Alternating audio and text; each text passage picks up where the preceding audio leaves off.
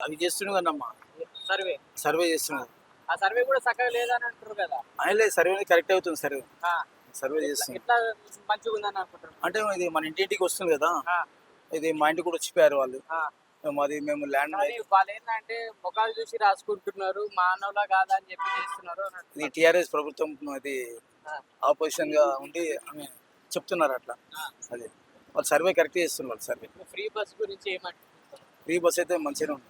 కానీ దానివల్ల ధరల రేట్లు, పాల రేట్లు, బియ్యం రేట్లు, పప్పు అంటే ఎలక్ట్రానిక్ బస్సులు వేసేసి ప్రాబ్లం అవుతుంది. ఎలక్ట్రానిక్ బస్సులు వేసేసి ఇవి ఫ్రీ బస్ కోసం అక్కడ నాగోల్ దిక్కో అన్ని ఎలక్ట్రానిక్ బస్సులు వేశారు. అట్లా అని చెప్పి వాళ్ళు మన ఇబ్బంది పడుతుంది పబ్లిక్. ఫ్రీ బస్ అనే పథకం ఏదైతే ఉందో Hmm. కొందరికి మాత్రమే పెట్టాలి అంటే ఏ ఏజ్ వాళ్ళకి పెడతారు? అంటే సీనియర్ సిటిజన్ పెట్టాలి, వాళ్ళకి పెట్టాలి. అవి వేరే వాళ్ళకి పెట్టద్దు.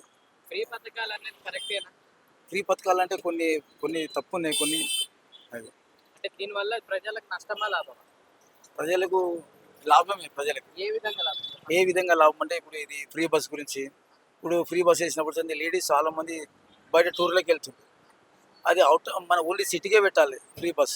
ఓన్లీ బయట పెట్టారు కదా, అందరూ టెంపుల్స్కు దాని దీన్ని ఫ్రీ అని అందరూ వెళ్తున్నారు. అట్లా గవర్నమెంట్ లాస్ అవుతుంది.